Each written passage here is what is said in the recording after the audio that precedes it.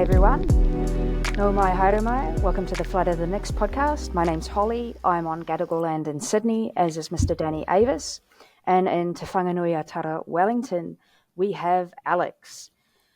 So two really big games this last weekend. Obviously, we had the men's derby, the very first derby with Auckland FC, and the women had their very first round of the season. We'll start with the women.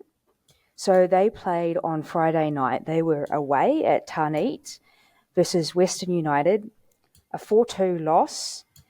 The first of our goals was an own goal, and then the second was the penalty by Emma Main. Now, this game, we went up. This is a typical away game. We went up, we were 1-0 ahead, all good, and then a very short while later, we conceded a bunch of goals.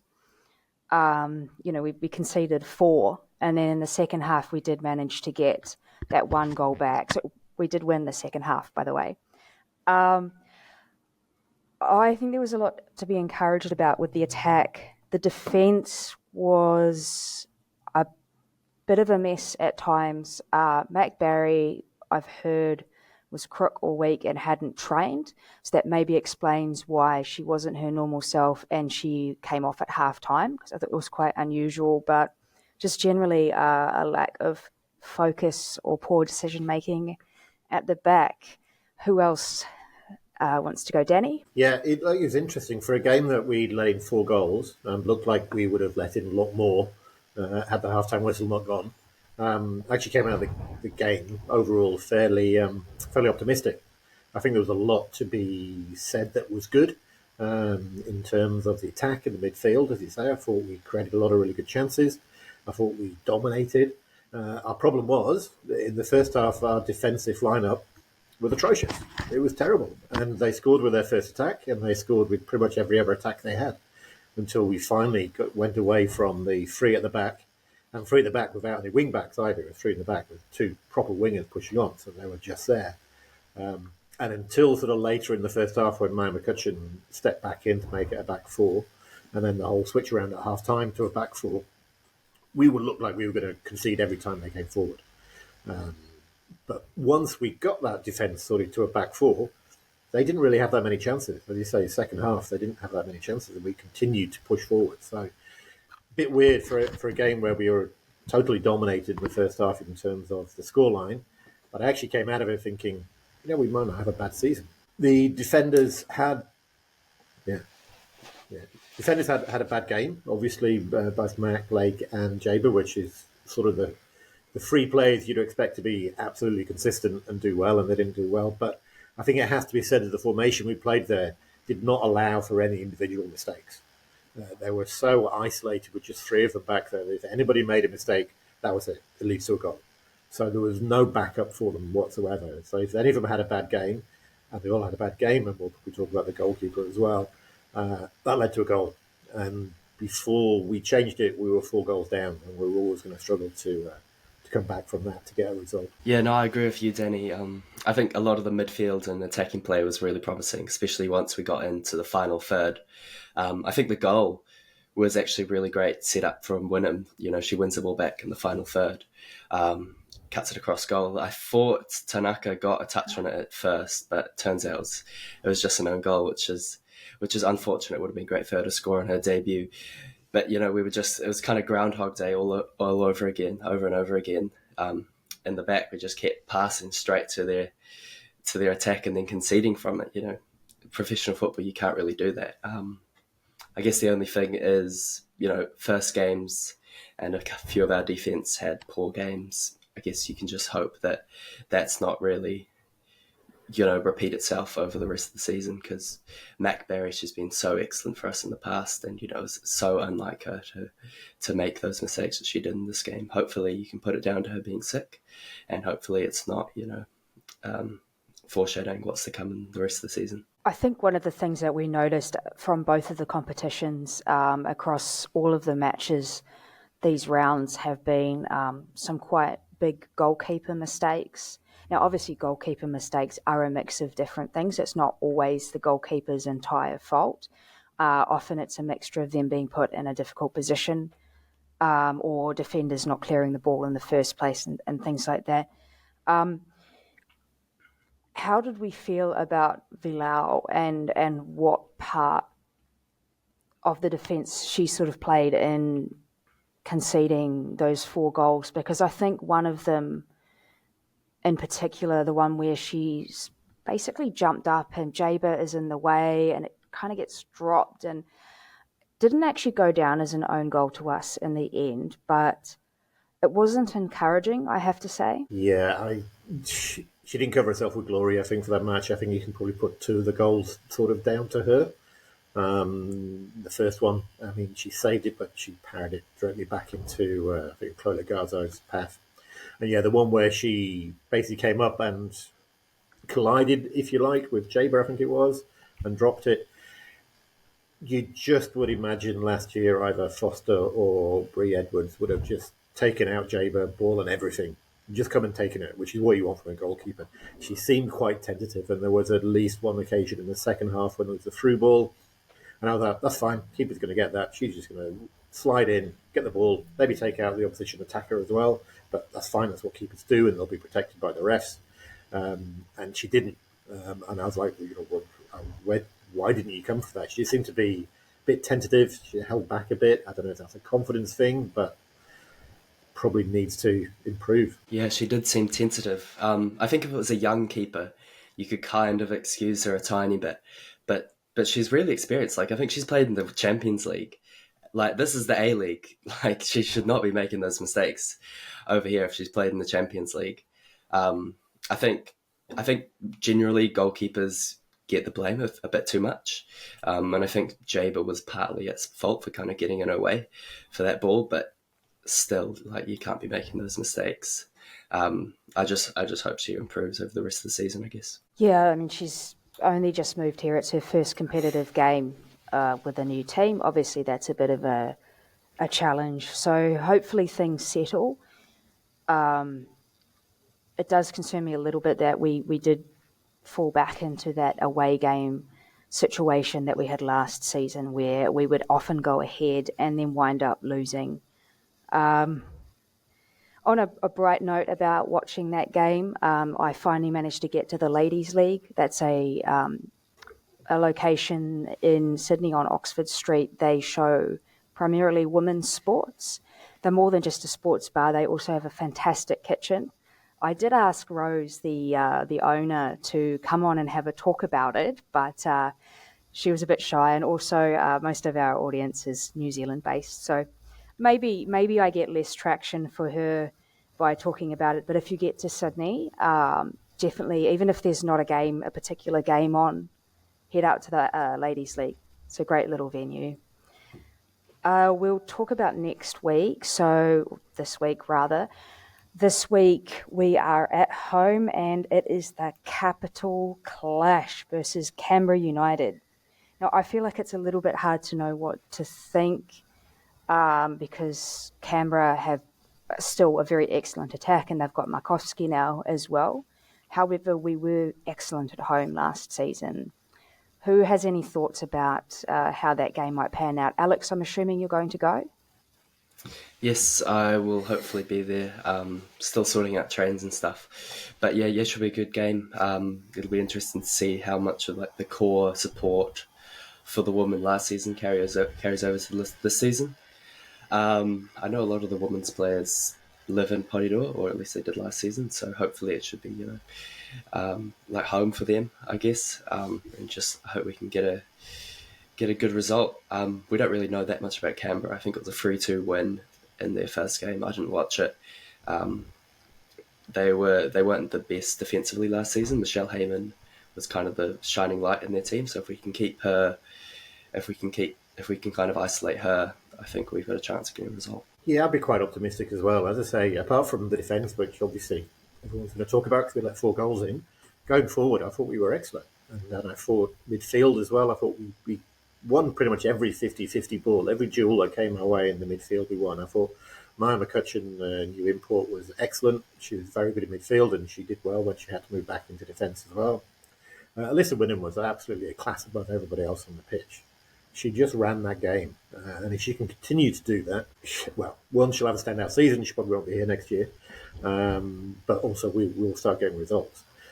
She ran the game and she was getting stuck in a way that I've not really seen her do consistently in other ways, to the extent where she came up out of the blue and started pushing them around when they were messing around at the penalty spot. That kind of aggression and will to win was really what you want to see. Maybe something that maybe she's missed in the past, but she seemed to be really determined to have a good season, and she's got the skill in it. Some of the free passes she's putting through down to Manair Elliott and to Emma Main, just a joy to watch. It was really good to see. Canberra, as you say, Alex has notoriously not been particularly good in defence. So, if we carry on the way we played, we could potentially get a fair few goals. Jalo was quite quiet, I thought, against Western United, but I'm expecting her to have a good season as well. So, yeah, I'm quite optimistic. I think we'll win. For sure. You're quite right about Canberra having a poor defence. We do need to be perhaps a little bit more clinical. Liz did have a very good game, except for that one shot that was just her and the keeper, and she could have put it absolutely anywhere and didn't manage to. But she wasn't the only one in that kind of situation. So hopefully things start coming together in terms of actually finishing our attacks with goals. All right. Well, that was the women. Next, we'll talk about the men. That was the big game of the weekend, as much as the women's team is important.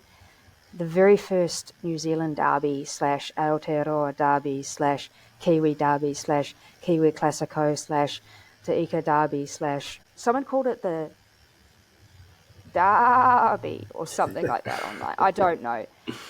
Either way, so I went over the last minute and Alex was there. The atmosphere, I thought, was amazing. The march with the yellow fever was amazing. The whole atmosphere, the turnout, we had about 24k. It was the highest turnout for a regular season game that the club has ever had, which I think is really something.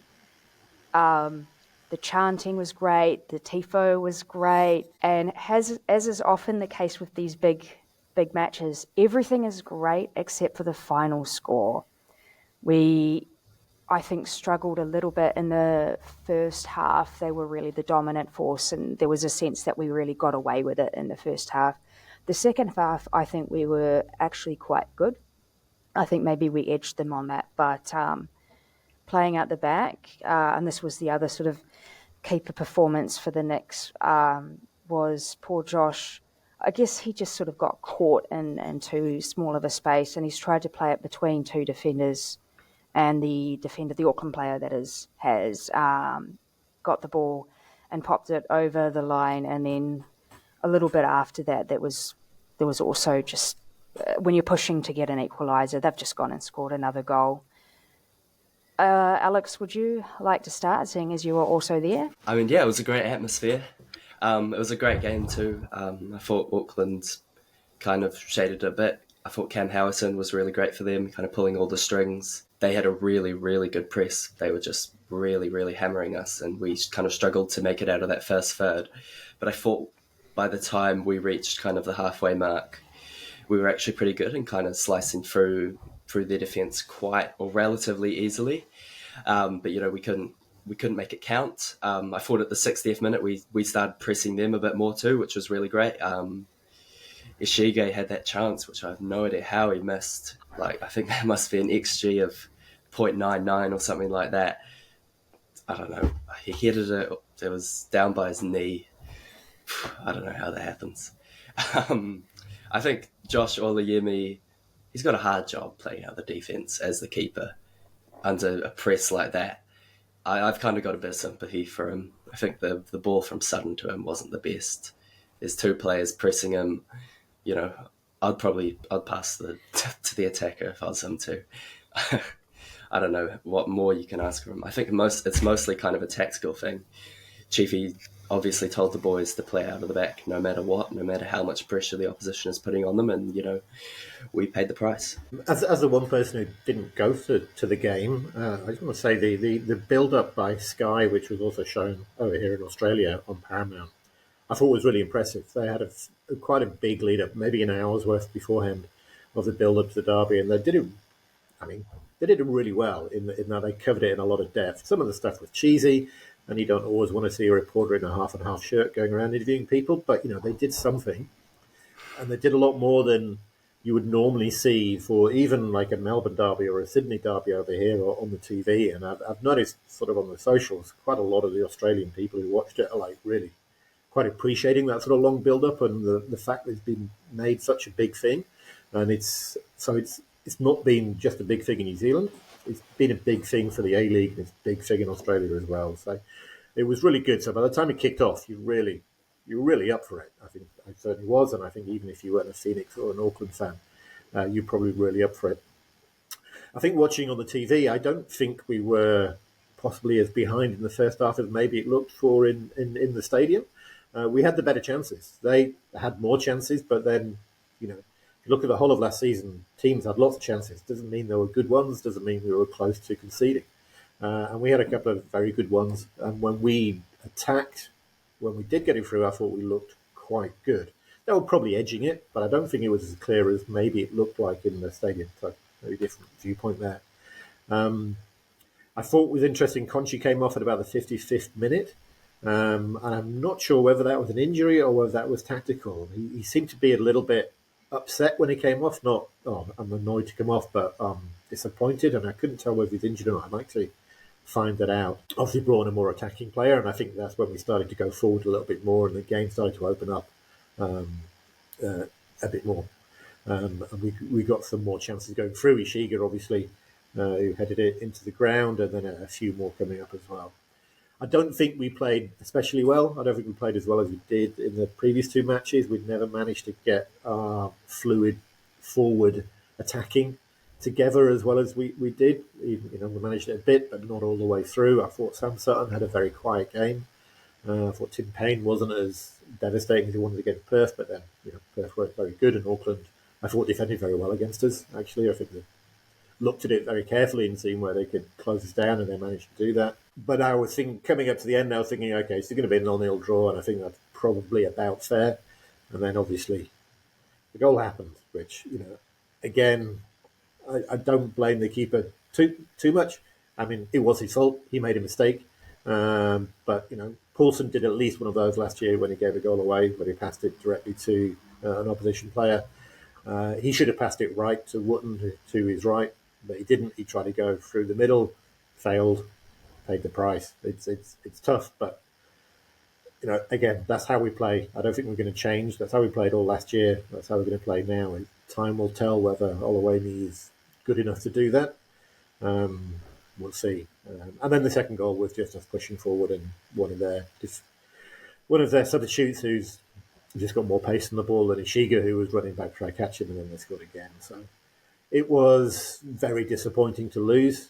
And I'm quite glad I was very disappointed, because it meant that the derby means something already, even though it's a match against a team which didn't really exist up until 2-3 weeks ago. And I was almost as gutted at the end of that match as I was against the victory semi-final.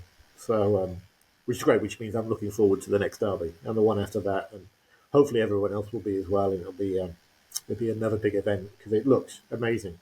26,000 people. The march into the ground looked great, and just as an event for football, yeah, it was awesome.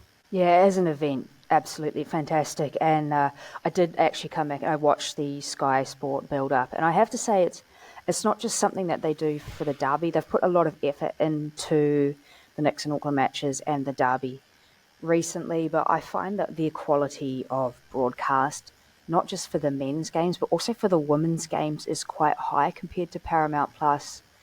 So I do, as much as there's things to be unhappy about with Sky, particularly their pricing, I do think that they tend to do a very good job. And when it is shown over here in Australia, people do tend to notice how good it is. Yeah, quite an occasion. Yeah, it's the one game we didn't want to lose this season. Danny's quite right that it actually hurts about as much for me as well as that victory semi-final loss. There was just so much at stake here.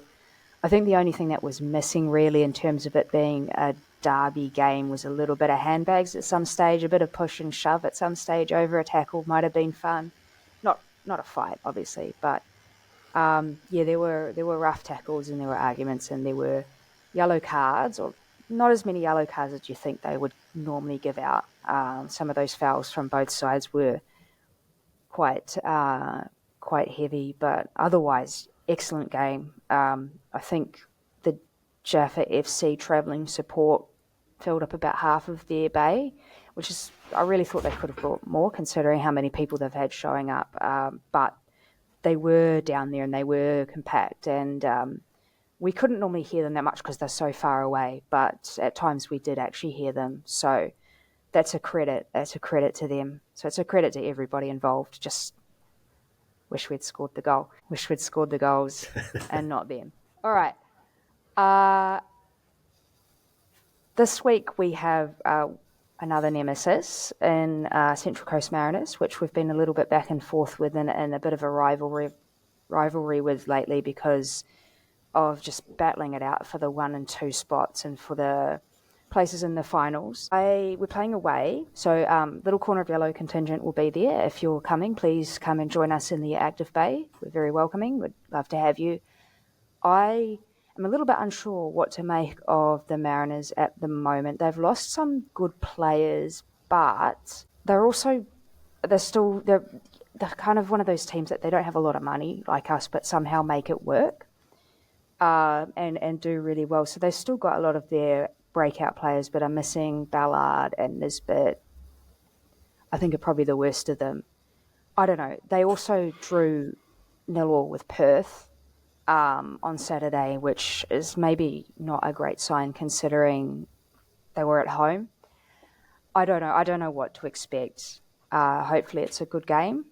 Any thoughts from you, Danny? Yeah, you're right. I don't know as well. They've drawn 3 matches in a row. They lost a lot of players, but then they did that last season. They lost, all the players that won them the title the season before, and then they lost their first 4 matches in a row, and then they went on to win the title again. So, you definitely can't rule them out as yet. They could be just getting their act together, and when it clicks, it might click again, and we could be up against a very tough game. As for us, again, I don't think we've clicked yet either. We've played 2 reasonably poor sides and 1 decent side. Probably were evens against Western United. We were far better than Perth, and Auckland probably shaded it. So again, I'm not really sure where we're sitting in the scheme of things as well. I don't think our system is working yet, or it's Chiefy's new system. He said himself it'll take 4 to 6 games to start working. We've had a lot of injuries. Retro and Rojas aren't there as yet. We'll see what happens when they actually do come back. That could not be for a while. So I don't know how good we're going to be. I think it's going to be a tough match, and I think it'll probably be even. Is Rufer going to be fit? I'm not sure he was actually fit at the weekend. I think he probably just got through the 90 minutes on adrenaline. I think if he'd have had a broken leg, he would have played because he's that kind of player. But I wonder if after a game like that, it'll flare up and Chiefy will rest him and not fly him over. Yeah, we'll see. As I said, I wasn't sure whether Conchi was injured when he came off, and I thought Conchi's been really good in our last few matches. I've not always been his biggest fan, to be perfectly honest. I didn't really think he was that good A-League quality, but so far this season he's been one of our better players, and I think he's been keeping Alte out the side on merit. But we'll see then. So when it clicks, when it comes together, we look so good with those little triangle passes going through the middle, and then out to wherever the spaces are, whether Bruce has got into space or Ishiga's got into space. It just looks really good.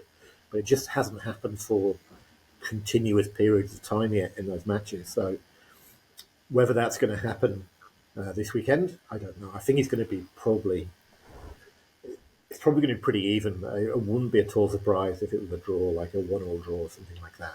I mean, I'd hope it'll click for us and we'll start coming through, but I think it might be too soon. Yeah, I mean, the Mariners have had 3 draws to start the season, I'm pretty sure, and they haven't looked the best, or they've lost a few of their Asian Champions Leagues or whatever league they're playing over there. They've lost a few of their games, so I don't think they've really set the league on fire. Failing to beat Perth is, I mean, that's not the best either, especially at home. Perth haven't looked very great, and they haven't been the best at travelling away from home, similar to the Phoenix. I'm hoping for a win. Hopefully Polar Retre is back fit, offering back up to Conchi if Conchi is injured, especially. A win, I'd be happy with that. All right, well, time will tell, as is always the case. Let's wrap up then. Thanks for joining us. As usual, you can find us on YouTube. You can find us on the major platforms for podcasts. Please like and subscribe. And we will see you next time. Bye.